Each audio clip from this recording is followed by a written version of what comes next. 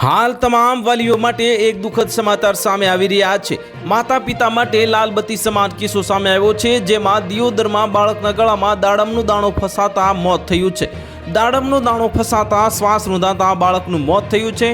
1.5 વર્ષના બાળકના ગળામાં દાડમનો દાણો ફસાયો અને હોસ્પિટલમાં લઈ ગયા ત્યારે તબીબે બાળકને મૃત જાહેર કર્યો હતો। દિયોદરના ગોકુલનગરમાં ઘર આંગણે રમતા 1.5 વર્ષના બાળકનું મોત થયું છે, જેમાં જૈનિલ તન્ના નામના 1.5 વર્ષના બાળકના ગળામાં દાડમનો દાણો ફસાઈ જતા બાળકનો શ્વાસ રૂંધાયો હતો।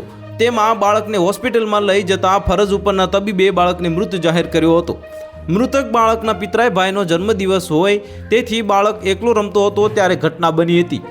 માસૂમ બાળકનું મોત થતાં સમગ્ર પંથકમાં અરેરાટી ફેલાય છે। અગાઉ સુરતના પાંડેસરા ખાતે 4 વર્ષની બહેને રમતમાં 2 વર્ષના નાના ભાઈને એસિડ પીવડાવી દીધું હતું, જ્યારે ત્યારબાદ બાળકને તાત્કાલિકની જે સુરતની નવી સિવિલ હોસ્પિટલ ખસેડવામાં આવ્યું હતું, જ્યાં બાળકની તબિયત સુધારા પર આવી હતી। પાંડેસરાના શાંતિનગર સોસાયટી ખાતે 2 વર્ષના માસૂમ બાળક પ્રિન્સની માતા બજારમાં ગઈ હતી। તે સમયે પોતાના નાના ભાઈને મોટી બહેને પણ સમજી ભૂલમાં જે એસિડ પીવડાવી દીધું હતું। તો હાલ માટે આટલું જ। મળીશું નવી અપડેટ સાથે। જો તમને અમારા વિડીયો પસંદ આવતા હોય તો વિડીયોને લાઇક કરી દેજો, ચેનલને સબસ્ક્રાઇબ કરી બાજુમાં આવેલા બેલ આઇકનને દબાવી દો, જેથી તમને આવા સમાચારની અપડેટ મળતી રહે।